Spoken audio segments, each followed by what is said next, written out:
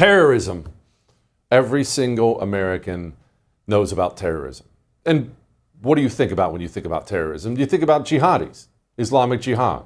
We lived through 9/11, the ISIS years, Iraq, Afghanistan. You think about suicide vests and things like that. That's what we think. We think terrorism. Me too. It's the first thing that pops into your head.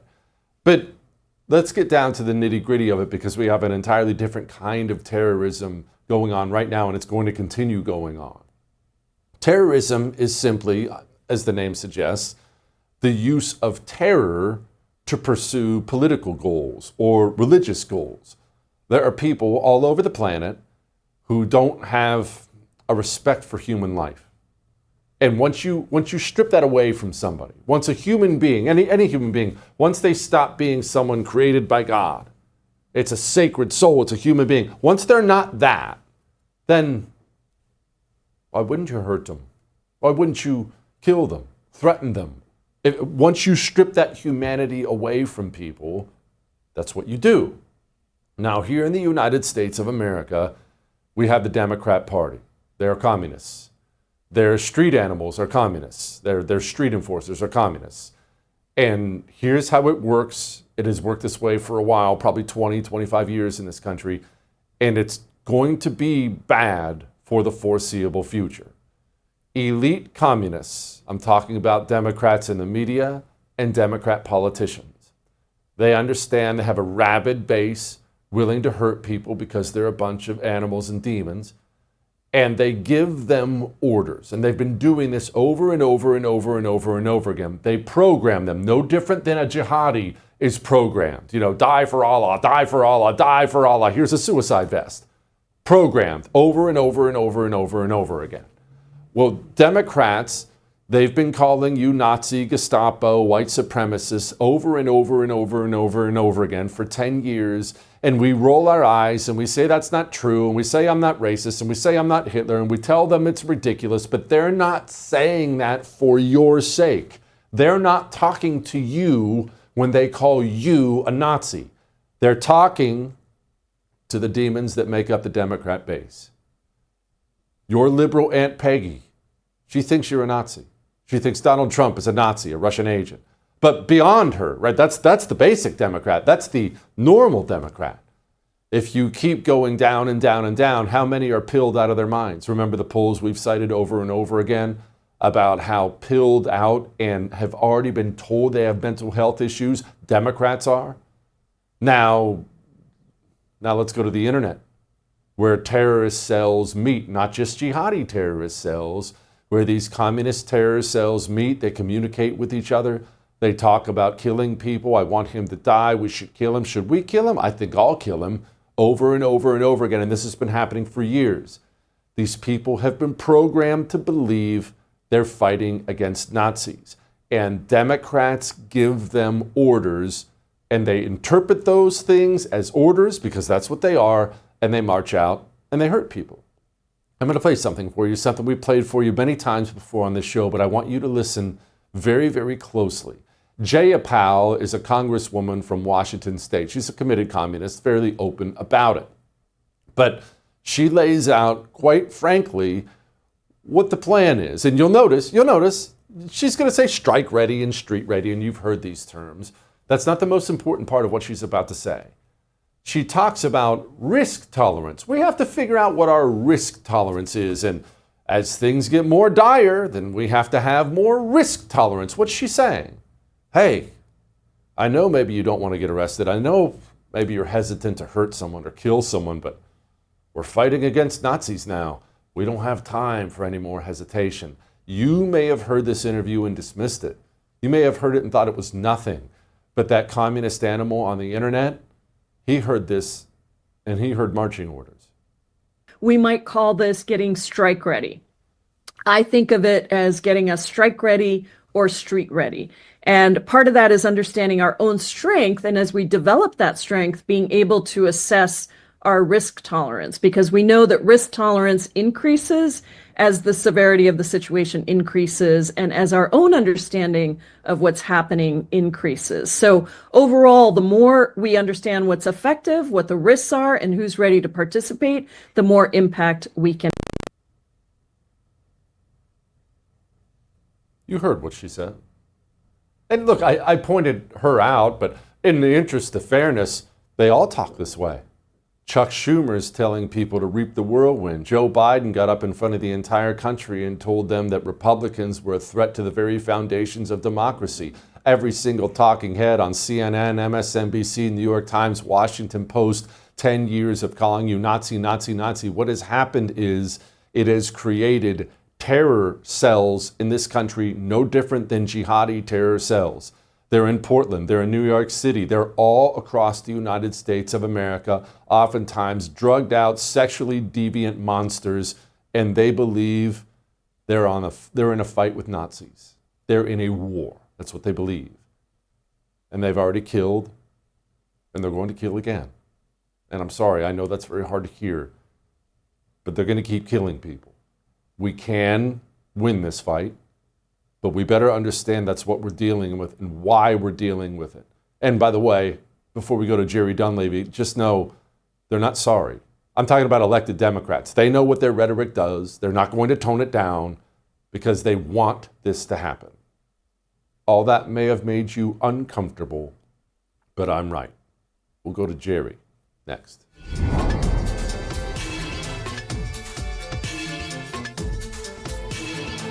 20% increase in your testosterone in 90 days. That sounds like something you would hear from the local tea clinic. I know you have one. There's one every 5 feet around here. But what does that mean? Well, there, you're going to get a needle jammed in your arm. Do you think you should do that? I'm talking about natural herbal supplements. Clinically tested. 20% increase in your T levels in 90 days. You are going to have so much more energy than you have now without a needle in your arm. Your brain is going to work better. Your mood is going to be better, all without a needle in your arm. Natural herbal supplements, a male vitality stack from Chalk will change your entire life. Ladies, you are not forgotten. They have female vitality stacks for you. Do you want to be full of pep at the end of the day, ready to go instead of dragging your butt through the kitchen? Chalk.com/JesseTV.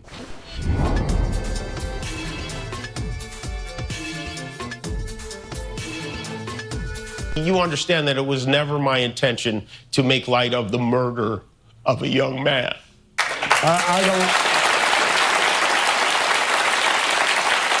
I don't think there's anything funny about it. I posted a message on Instagram on the day he was killed, sending love to his family and asking for compassion, and I meant it, and I still do. Nor was it my intention to blame any specific group for the actions of what it was obviously a deeply disturbed individual. That was really the opposite of the point I was trying to make, but I understand that to some that felt either ill-timed or unclear, or maybe both. And for those who think I did point a finger, I get why you're upset. If the situation was reversed, there's a good chance I'd have felt the same way. I have many friends and family members on the other side who I love and remain close to, even though we don't agree on politics at all. I don't think the murderer who shot Charlie Kirk represents anyone. Yeah, that was all a lie. He said what he said. We all saw it. And we all know why he did it. Joining me now, Jerry Dunleavy, Chief Investigative Correspondent for Just the News, one of the real great ones out there. So, Jerry, I guess we can skip past all the lying and crocodile tears and get down to, why do you think Jimmy Kimmel blamed it on the right to begin with? Did he believe it? Is he one of the dirtballs who knew he was lying? Where would he even get this idea? Tough to get into someone's head, but what I can say for sure is that Jimmy Kimmel is likely the kind of person who was hanging out in the information space of the left.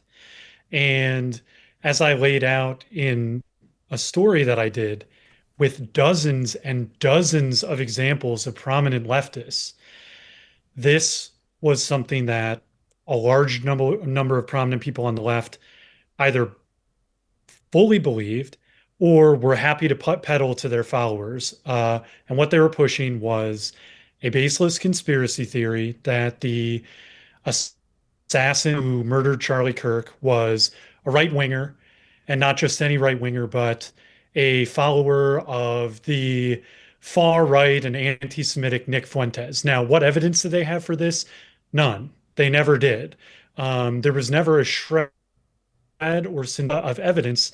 And in fact, every piece of evidence from the very day of the shooting and onward was that this was someone motivated by left-wing ideology. We have the ammunition with inscriptions, hey fascist, catch, Bella Ciao, a purportedly anti-fascist song written on some of the ammunition, and on and on. And then, of course, um, him admitting to his family that he had done this because he believed that Charlie Kirk was hateful, and admitting to his boyfriend who believes that he is transitioning from male to female, admitting to his boyfriend that he did this because Charlie Kirk was hateful. Now, of course, there's nothing more hateful than assassinating someone over their views. And of course, Charlie Kirk was not a particularly hateful guy at all. He went to college campuses and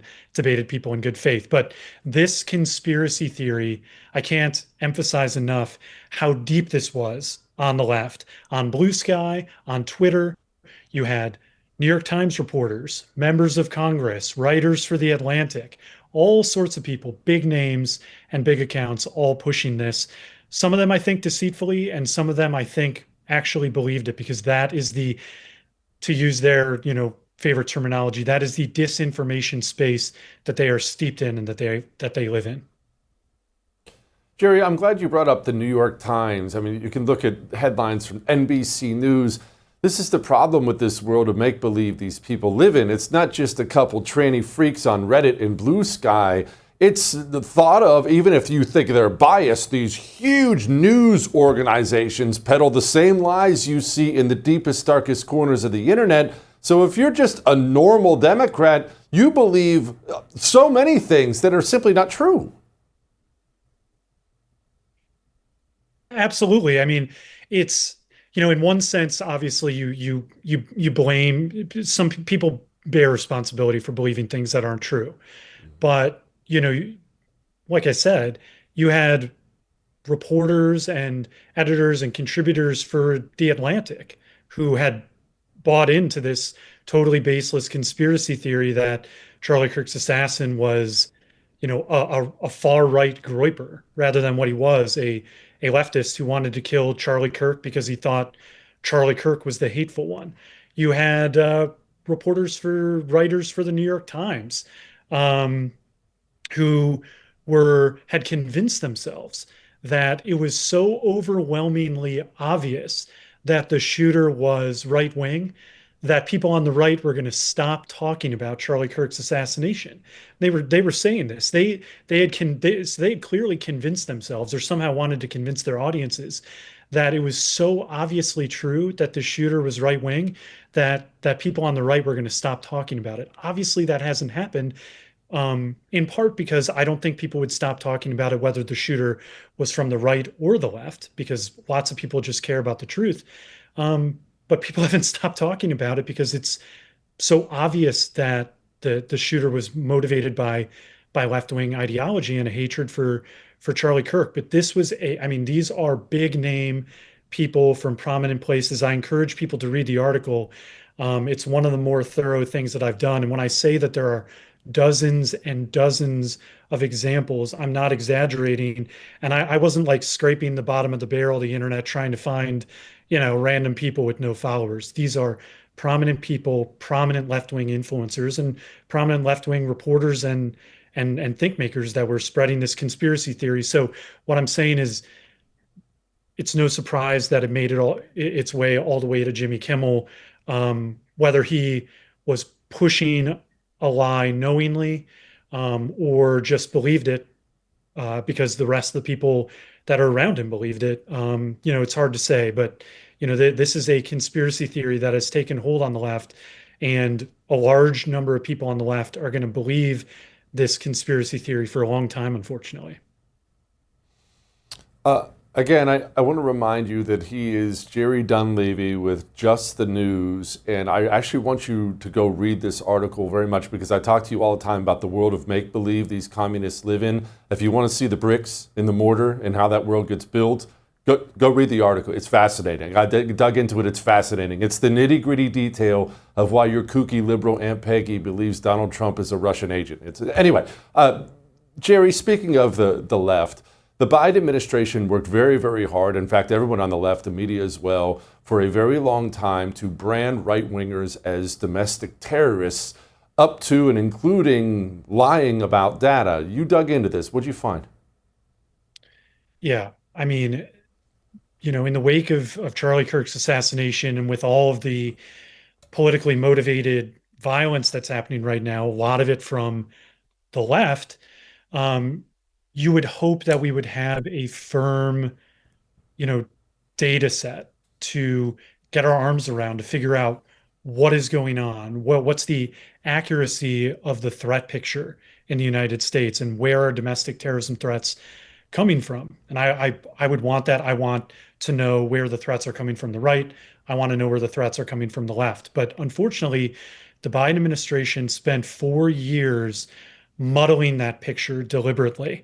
And one of the ways that they did it, and I know this for a fact based on declassified documents that we only now are getting our hands on, that part of how they distorted the domestic terrorism threat picture is that without telling us that they had done this, they inflated the right-wing terrorism, domestic terrorism threat by counting thousands. I'm telling you, more than 1,000, probably closer to 2,000, and maybe more than 2,000 instances of arrests and cases tied to the Capitol riot of January 6th, counted those each individually as an instance of domestic terrorism, and then used that to say that right-wing domestic terrorism threat was on the rise. But they didn't tell us that they were doing that with 6 cases. So they weren't out there saying, look, we're taking every single January 6th case that we've opened and we're counting it as right-wing domestic terrorism, and that's why we're saying that right-wing terrorism is on the rise.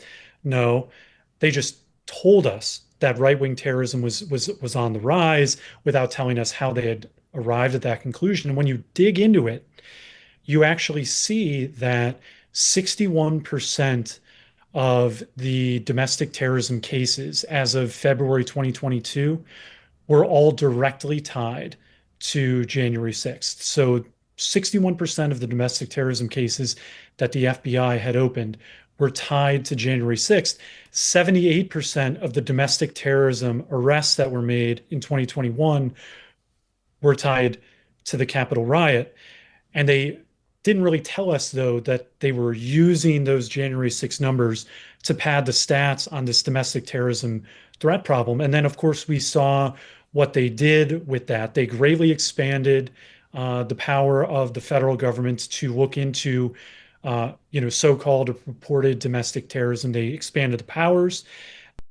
Of course, like using a letter from the National School Boards Association, which called upon labeling parents as domestic terrorists, to launch a DOJ investigations, and all sorts of other things that the Biden administration, the Biden DOJ did based on this sort of original sin of using the Capitol riot to pad those stats and then label right-wing domestic terrorism as this massive threat. And unfortunately now, after 4 years of the Biden administration, when we're seeing serious left-wing violence, of course, this year, seeing it with the assassination of Charlie Kirk, attacks on ICE and all of this stuff, but also seeing it the last 4 years, the last 8 years, we do not have an accurate and trustworthy data set to rely upon to determine where these threats are coming from. So the FBI currently is going to be back at square one, is going to have to go back and redo all of this because of the purposefully muddled threat picture that the Biden, DOJ, and FBI and intelligence community put together. Jerry, before I let you go, it's more than chatter. We're hearing this from the Counterterrorism Center. Al-Qaeda on the rise, plotting things. You wrote the book, amazing book about our withdrawal from Afghanistan, Kabul Tell me what you know. Well, Al-Qaeda was never fully defeated in Afghanistan. And the Taliban never, not before 9/11, not when we were threatening to invade, not after we invaded, and not after 20 years of war, and not after we left, the Taliban never was willing to give up its alliance with Al-Qaeda and to give up protecting Al-Qaeda. So Al-Qaeda is still a threat. It does have training and operational space in Afghanistan under the Taliban. And what's important to keep in mind about Al-Qaeda is it doesn't just operate in Afghanistan. It has very effectively managed to survive and reconstitute in many ways. It is a significant challenge and threat. Iterations of Al-Qaeda are a significant challenge and threat in Africa, in places like Yemen. Al-Qaeda's outfit in the Al-Qaeda in the Arabian Peninsula is potent. And Al-Qaeda has not given up on its goal and strategy, which is big, grand terrorist attacks aimed at the West and the United States. ISIS-K is a little bit more opportunist as compared to Al-Qaeda. ISIS-K will attack where it can and when it can. Al-Qaeda is a bit more patient and likes the big, spectacular attacks. And it has a safe haven in Afghanistan under Taliban rule, and it's operational in Al-Qaeda and in the Middle East. I think that the threat is very real, but it was very good to see Joe Kent and the National Counterterrorism Center and Tulsi Gabbard highlight this threat, because I do think that it's a serious one. All of us, of course, are talking about domestic terrorism right now. I think rightly so. There's obviously some domestic terrorism threat from the right. There's a huge growing problem of it on the left. But you don't want to forget about the Islamic and jihadist terrorism threat as well around the world and here in the United States, because it's serious. Al-Qaeda and ISIS-K are not defeated. We have killed a lot of their different leaders. We have done a lot of things to try to tamp down on them. But we lost the war in Afghanistan. There's no other way to put it. We retreated, we withdrew in chaos. The Taliban took over, and Al-Qaeda is still protected by them. So this is a challenge that we're going to continue to face. Jerry, you are the best, my man. Come back soon. All right. We're going to talk to a former NYPD detective next.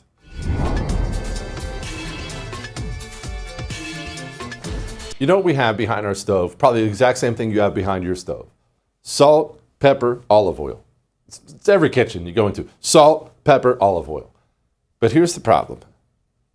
We just grab a bottle of olive oil from the grocery store. That's all I've ever done. I'm 44. That's all I've ever done for about 43 years of my life. You go down the grocery aisle. When you're out, you only wait until you're out, right? Because it never goes bad. Have you ever thought about that? Have you ever looked at the date on the olive oil sitting behind your stove? When you buy it, it's old. Months old. Sometimes years old. Go to farmfresh246.com. Get one bottle. It's free. By the way, it's free. You pay like $1 to cover the shipping. Get one bottle. What is it? It's fresh from a farm. It's so much more flavorful. You've been eating bland olive oil and had no idea. Farmfresh246.com.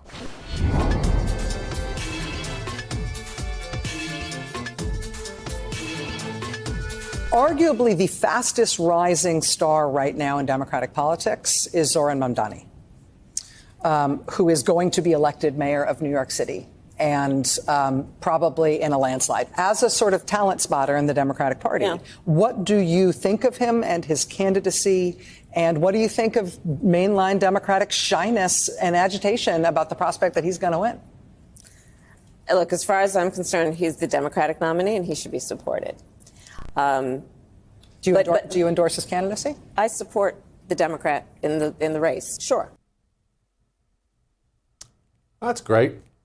I hope my beloved New York City is not going to make the biggest mistake ever, but I fear they're going to. Joining me now, Bo Dietl, host of One Tough Podcast, retired NYPD detective. Gosh, that's freaking cool. Bo, please tell me that New York City is not going to vote for this monster.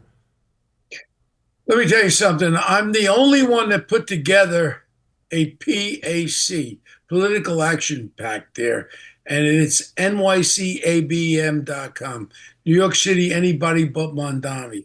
There is none of the candidates are going after Mondami. They're going after each other like jerks instead of focusing on the problem. And Mondami is the problem. I've been doing my own homework. The other day, what I did was I hit the streets. First stop was Times Square.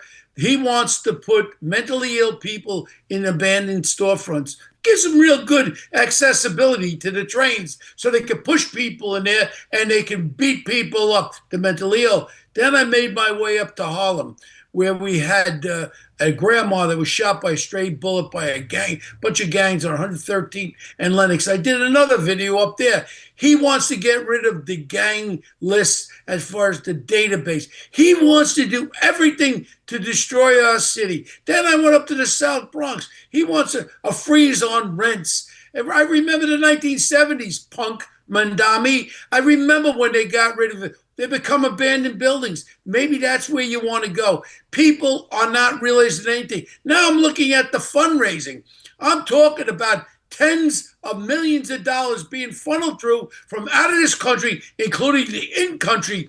People like that fat pig, Soros, giving all this money. All they're doing, you wonder why his poll numbers ain't changing. He had 100,000 people on the streets knocking on doors. With all this money he has, I estimate he had raised more than $50 million. That's why this punk is going, and nobody's going to touch him because he's raising all this money. I heard, you remember, I got appointed on the Homeland Security Council by the president. I heard there is investigations going on as far as with out of this country contributions into his campaign. This is a big this is such an unbelievable thing. What's going on? This is becoming the wave like what happened in England. They got 50 towns, including are controlled by these socialist, communist son of a guns. And this is going to sweep across our country if this punk gets elected in New York City. That's how I really feel about it. Well, that's certainly, I agree. But why would New York, even with all the money, why would New York City? I know New York City's, but they suffered from De Blasio. They've picked horrible mayors before and suffered so greatly. How could they ever choose someone like this? Well, the most important thing now, my child and my daughter are Jewish, and my ex-wife is a Russian Jew. So I guess I'm a Jew by marriage. But here's the deal. How about 65% of the New York Jewish people voted for this creep when he comes out and he says he's anti-Semitic. He doesn't recognize Israel. He doesn't recognize the fact if the prime minister of Israel comes to New York, he wants him locked up. I tell you what, punk, you're the one that's going to get locked up. I got my craw with this guy. All he does is smile and follow him where he came from. Came from Uganda, from a rich family. He couldn't run a damn Kool-Aid stand. Now you want to give him $115 billion budget? This is a little punk fool who can't even hold a job. He was an assemblyman for 2 terms. He never even voted. All he does is that cutesy smile. And you know what they're doing? They're raping the minds of our children on Instagram, TikTok, and they're going to them. Oh, he's going to give you free everything. He's going to give you free buses. He's going to give you free rents. He's going to give you free food.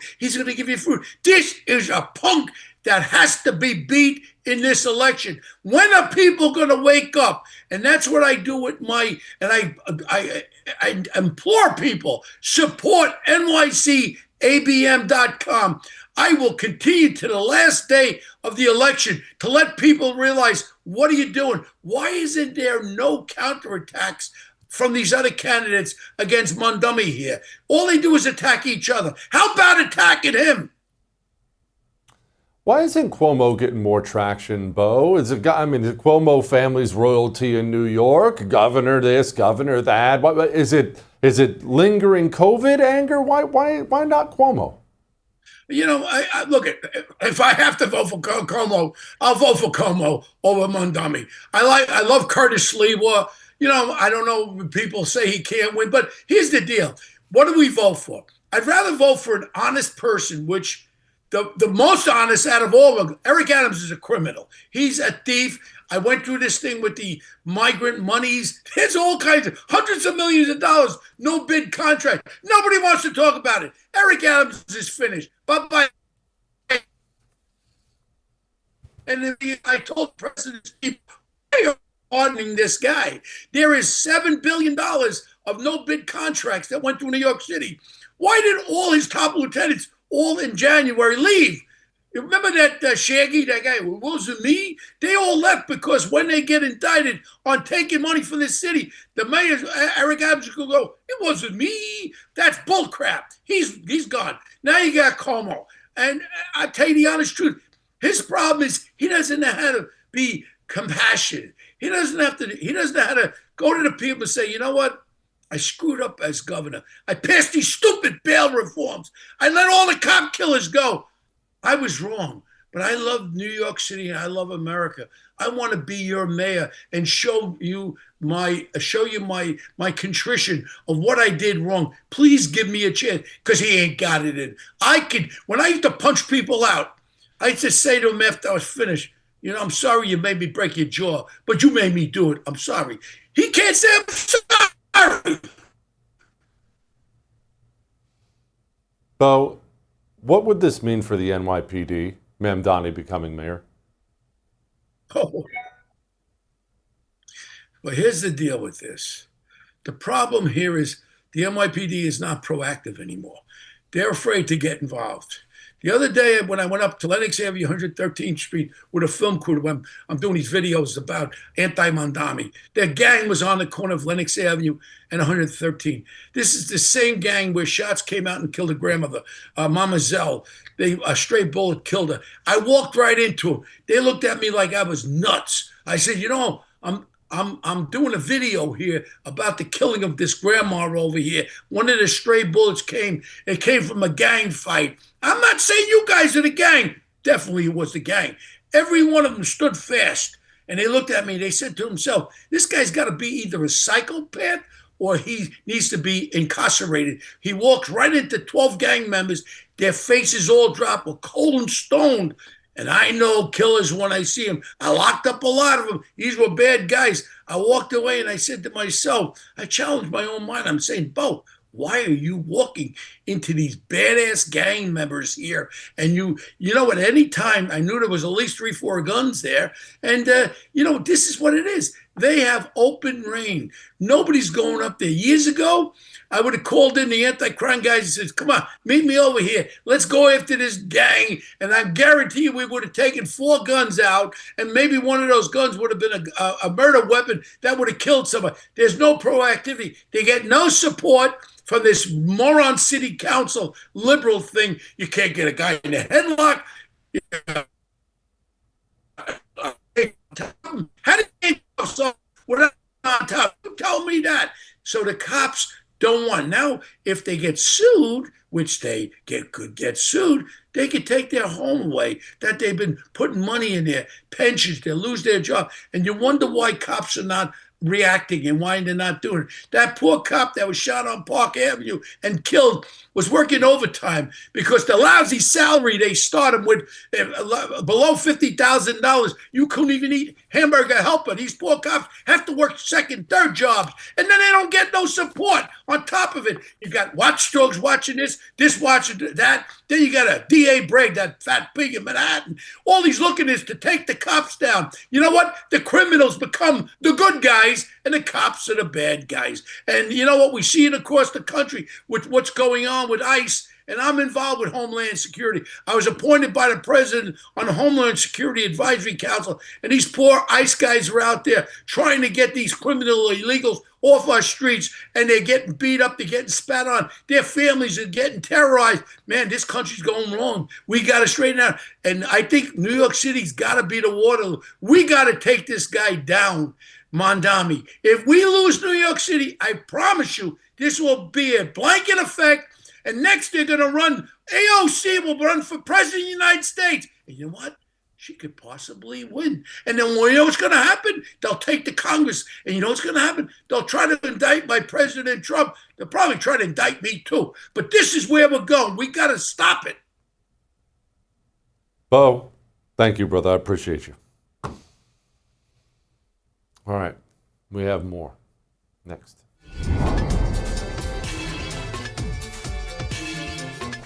I love my cell phone company. You know what I like? Here's what I like. I like never having to worry that a company I patronize is going to take my money and use it against me. Because it's a concern everywhere. You know that, right? When you go buy a new car, you know you're going to have an LGBTQ ad the next day, and you're going to think, well, I paid for that ad. You know it's coming in this crappy corporate environment we have. I never have to check on Pure Talk. I never have to pull up their social media. Oh, I hope it's not Pride Month for them. Pure Talk cares about America. They hire Americans. Their CEO did 2 tours in Vietnam. They charge you way less for your cell phone service. You can keep your phone, you can keep your number, and more importantly, you can patronize a business that loves this country. When they give back, they get veterans back on their feet. They give out American flags at Independence Day. My kind of company. puretalk.com/JesseTV. Go. Switch today.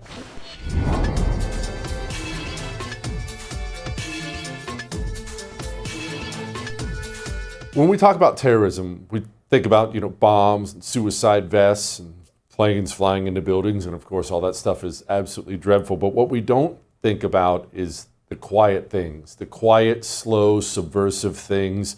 They're just as damaging, in many cases more damaging. Joining me now, Stephen W. Mosier, author of the book, I certainly hope you've read it by now, The Devil and Communist China. Stephen, please help me understand, because when people say terrorism, they may think Antifa or a bunch of jihadis, but it will take a long time for me to get to someone who talks about China. Why would I talk about China? Oh, I think we got to start with China, because China is behind all kinds of terrorist attacks on the United States, both directly and through surrogates. You want to talk about Antifa, the riots back in 2020, the Houston Chinese consulate was encouraging people to join the rioters and actually bringing in undercover agents from China under diplomatic cover to help provoke those demonstrations. That's terrorism. We now know Antifa is going to be a terrorist organization, and is going to be tracked as such. Let's talk about fentanyl. Fentanyl is chemical terrorism against the American population, and the labs wouldn't exist without the precursors that come from China. The cartels in northern Mexico wouldn't be able to fund their activities without help from China's banks in laundering the money.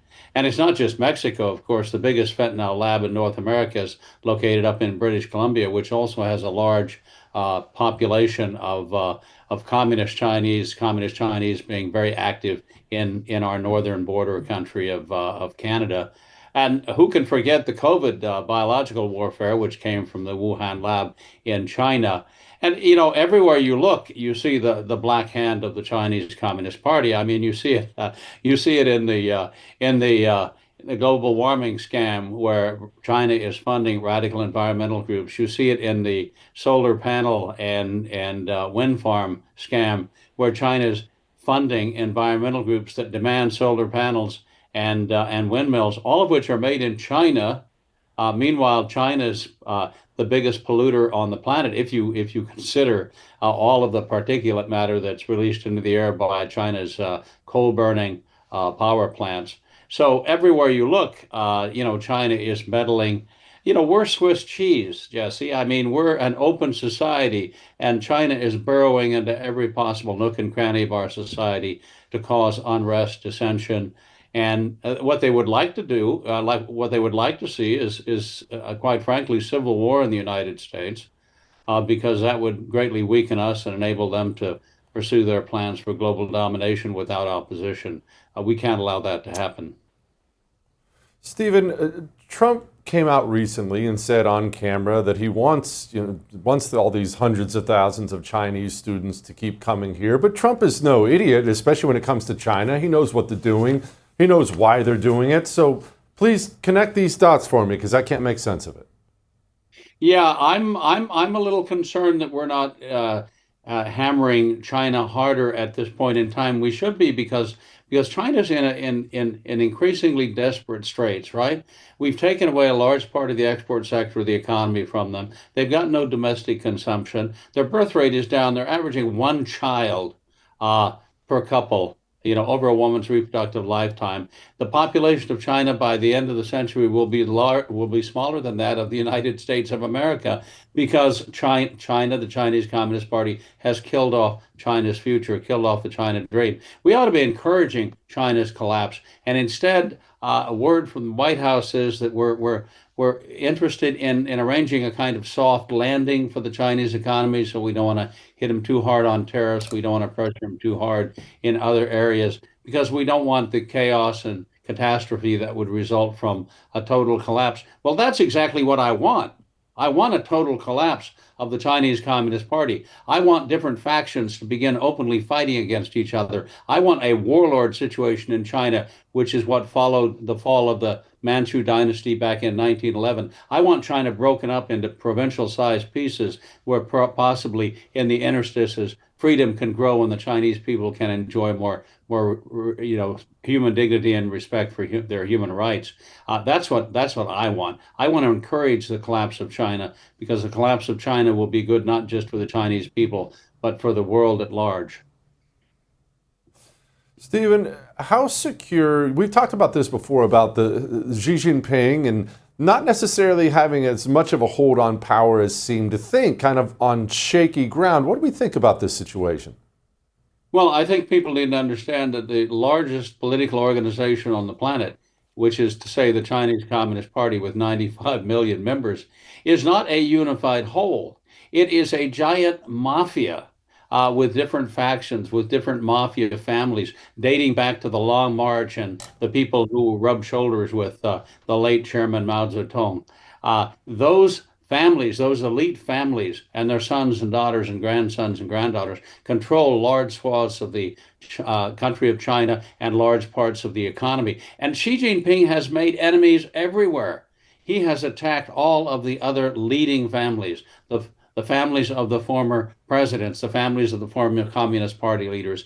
And so I think that opposition to Xi Jinping is building up, especially as he gets older, and that factional fighting could break out in open attempts on his life, which seem to have happened once or twice in the last couple of years, and unrest in more remote provinces like Guangdong. We ought to encourage that. He's now the mafia dons, are called the leading mafioso is called the capo de tutti capis, right? The chief of all the chiefs. Well, he's now a chief of many chiefs who hate him and would like to see him removed. Think of the movie The Godfather. That's what's going to happen in China. What's the military situation like? And I ask this because if you're going to topple a dictator, you better have some guns on your side to do so. Are there generals involved in all this? Well, it's very interesting that Xi Jinping has removed more generals that he has promoted in the last few years than any previous communist dictator, going back to Hu Jintao, who removed none, and Jiang Zemin, who removed none. So in other words, some of the same people that he pinned 4 stars on a few years ago, he has now cashiered, he has now arrested, they have now disappeared, some have been killed. So what is that all about? Is that a movement by Xi Jinping to stamp out unrest in the ranks of the People's Liberation Army and take out generals who are conspiring against him? Or is there a movement within the People's Liberation Army, perhaps led by the vice chairman of the Central Military Commission, who turned his back on Xi Jinping at the last meeting of the Communist Party turned his back on the leader of China, removing Xi's allies within the military. We're all watching to see what happens next. But clearly, there's a lot of division in the People's Liberation Army. And remember, the last breakdown of order in China, the fall of the Manchu dynasty, began when the military garrison commander in the central city of Wuhan rebelled against the Manchu leadership in Beijing, and then the country fell apart into 20 years of warlordism. That could happen in China. Oh, that'll be interesting to watch. Not that I'm rooting for it or anything like that. Stephen, thank you so much, sir. I appreciate you very much. We have final thoughts next.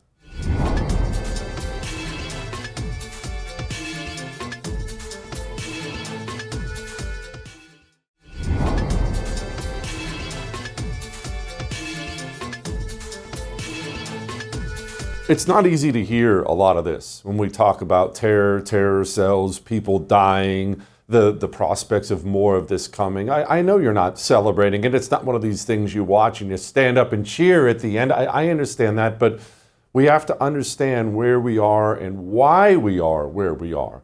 And we can come out of this. You can defeat these insurgencies. You can. It's going to take focus. It's going to take time. And there are going to be casualties. It sucks, but it's where we are. We'll stay on it. Talk to you again. I would thank you for coming to my YouTube channel, but I know how brilliant it is, and I know you love it here. So subscribe and watch. We're going to start really ramping things up and putting some funny stuff, some interesting stuff out there, some collaborations. Either way, my YouTube channel is officially the place to be. So stick around.